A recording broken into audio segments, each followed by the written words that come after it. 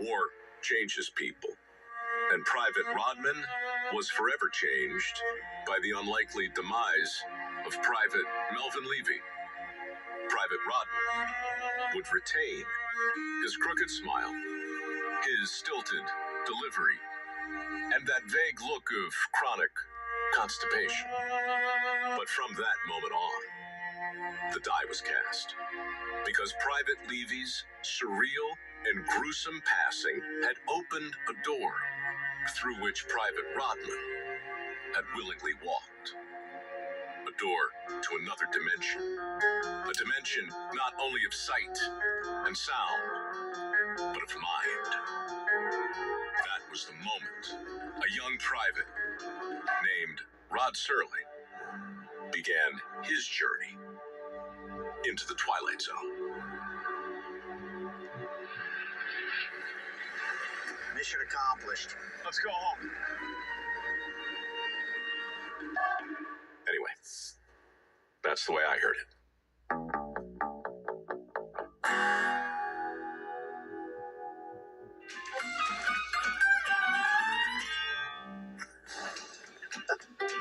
Mike.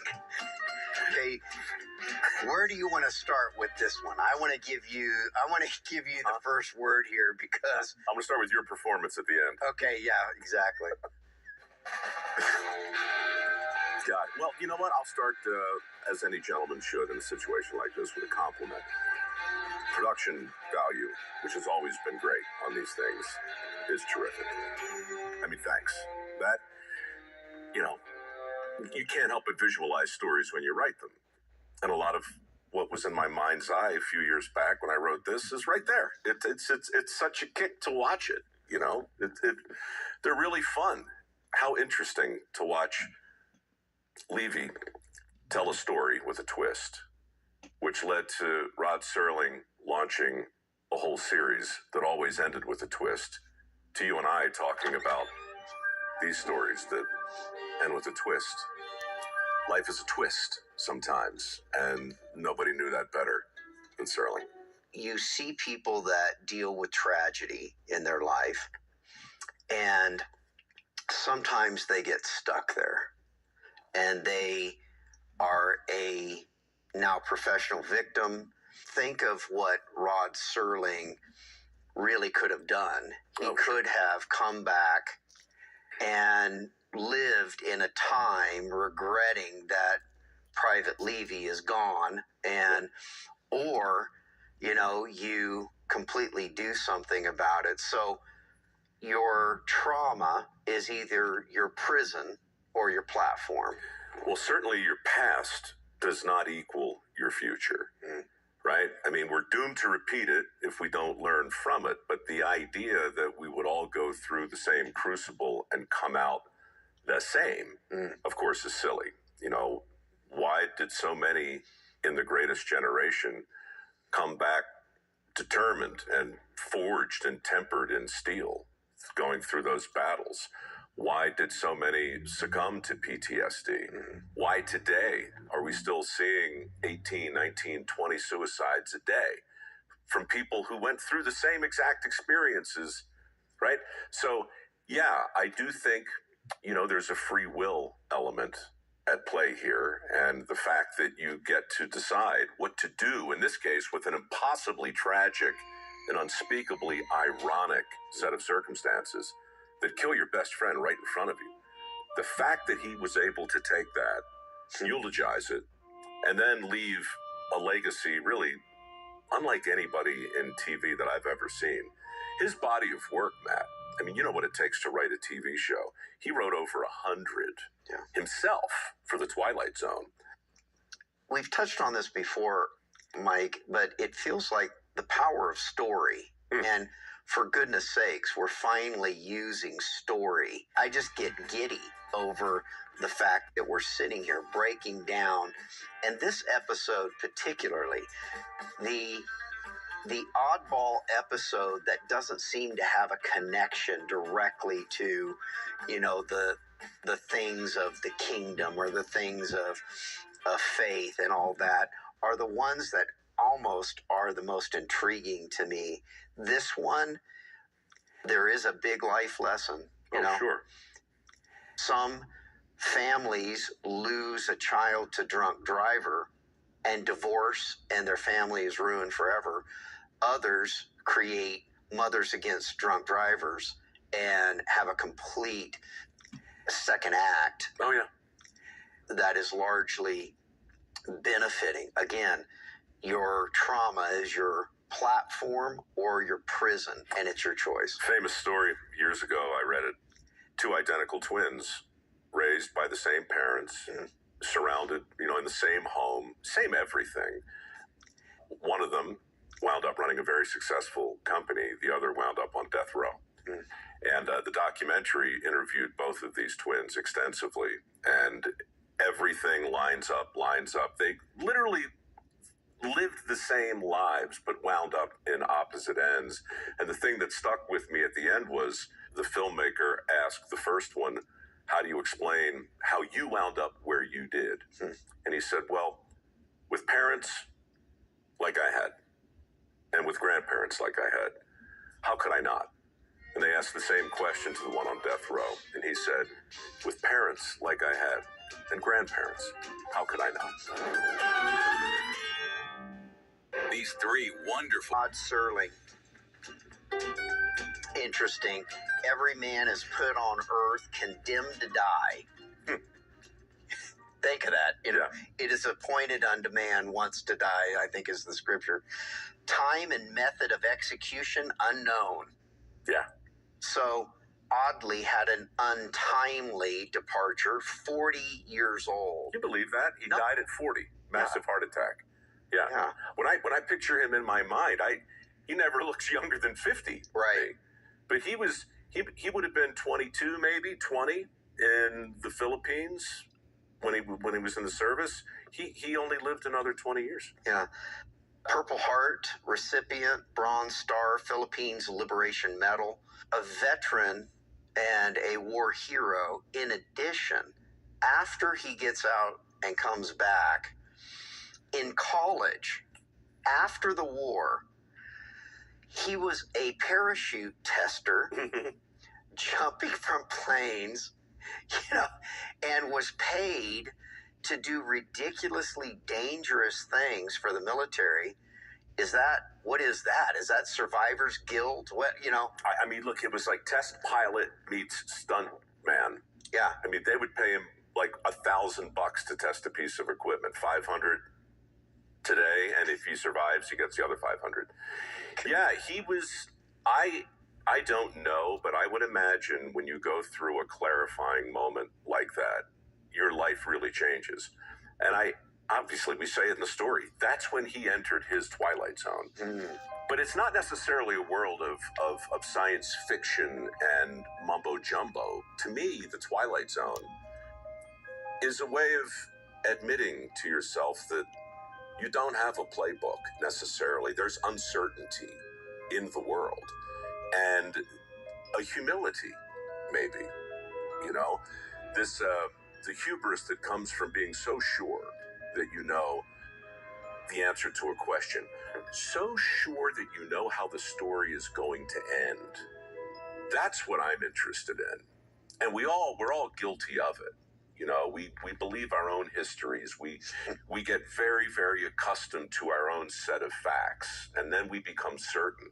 But if you're Private Serling, Rodman Serling, standing there watching your best friend come up to the big end, but it goes the other way, you can't go through that, I think, and not be humbled. So when I see the Twilight Zone, I see a lot of humility in it.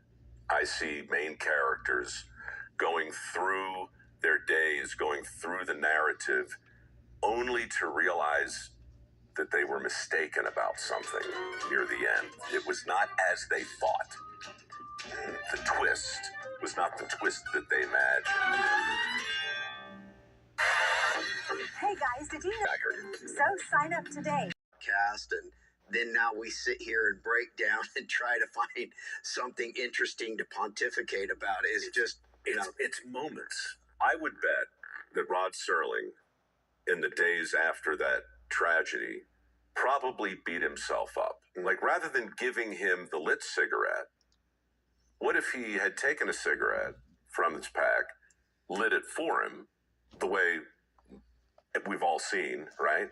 And then handed it to him, thereby slowing down his retreat to the spot that became his final resting place. What if he had done that?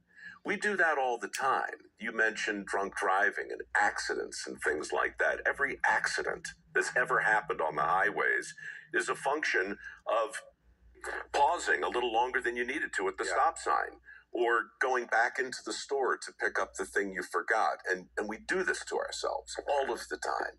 What if we had moved through that quicker or slower? You know, where'd you meet your wife? All these giant moments in your life, if you pull one little supporting thing out, it's like a giant game of Jenga, right? And we need all of those supporting pieces. I mentioned William Shatner and Peter Falk and Elizabeth Montgomery and all these great actors and actresses whose careers depended on their own Jenga pile. And one of those pieces is a guy you've never heard of named Melvin Levy. Yeah. Well, now you have. So the giant pile of Jenga scripture reference is Romans 8:28. All things work together for good for those that are called and chosen. You know, the I'm paraphrasing there a little bit, but the thought is there are many people that are professional victims for the rest of their life due to a trauma or a traumatic event, death being one of the poster childs of that. And here we have 156 episodes of the Twilight Zone because somebody decided to carry that legacy on, named Rod Serling. Yeah, we can all run the same analysis on the events that brought us to wherever we are today. I've written 186 of these little stories. I had no idea when I was writing them that somebody was going to come along and turn them into little TV vignettes. And I certainly didn't know that I'd be sitting down and unpacking them. What is the most memorable Twilight Zone episode to you? Well, you know, I'll never forget William Shatner sitting on the plane being the only one who could see the creature eating the engine. I mean, that seared into my retina. For me, it's Burgess Meredith. You know, all the guy wants to do is read.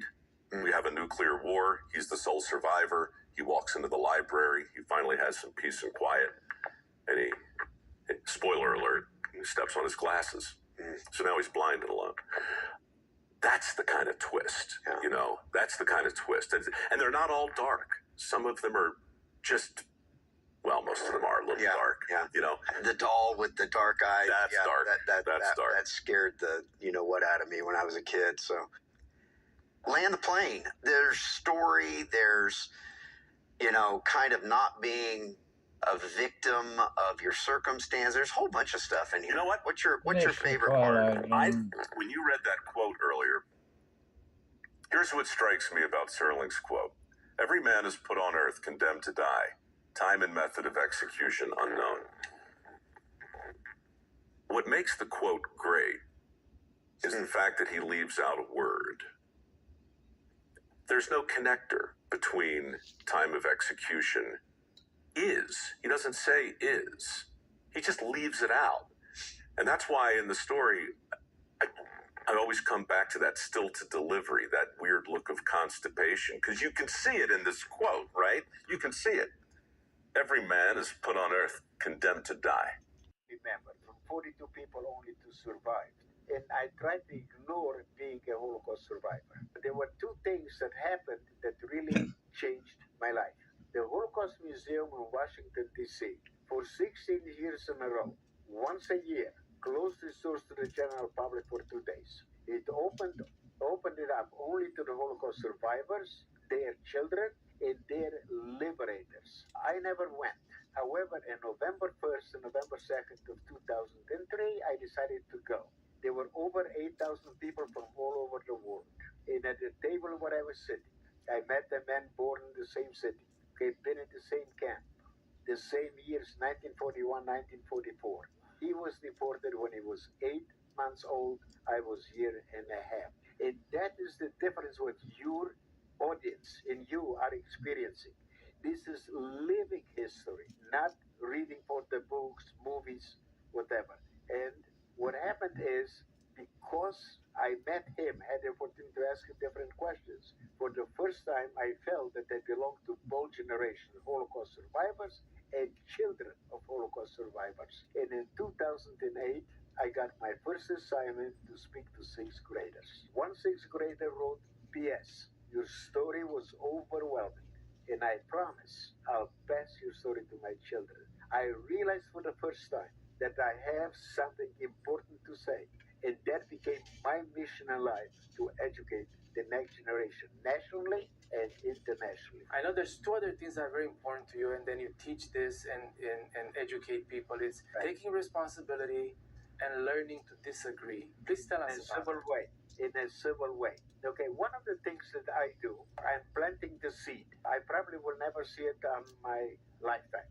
But what I would like to do is to see in every school a curriculum totally separate from anything else. Just like you teach math, you teach reading, geography, history, there should be something about teaching dialogue. Dialogue encompasses every aspect of life. What happens is, if you pay attention to the news, TV, and everything else, our leaders do not teach the young people responsibility. According to them, it's always somebody else's fault or circumstances. I have been homeless. I live under the poverty line. But I was betrayed by people that I trusted with my life. By taking responsibility, because I did something that caused, okay, for me to be in that situation. And I started to think about it, and I said, what did I do that led to the point that I became homeless? And I realized these were people that I trusted with my life. I gave them cash, and I did not put anything in writing. Prove it. And so then I said, you know something? They are not guilty. They took advantage of my stupidity. By taking responsibility, suddenly the need for revenge, for hate, and everything else was gone. I became a free man. But here's the interesting part. I had to do two things for myself. Number one, I had to forgive myself for making those mistakes. And number two, we are kind to many other people. But if we make a mistake, boy, do we blame ourselves and dwell on it. And I said, you know something? It happened, and I decided to be kind to myself. And I'm a free man. And this is one of the things that the people, we have to teach young people to be responsible for their actions. Absolutely. I think you really touch on something that almost goes beyond the human realm. It goes into a divine realm, and that is, instead of something goes wrong, instead of blaming someone or attacking someone, you take a step back and say, hey,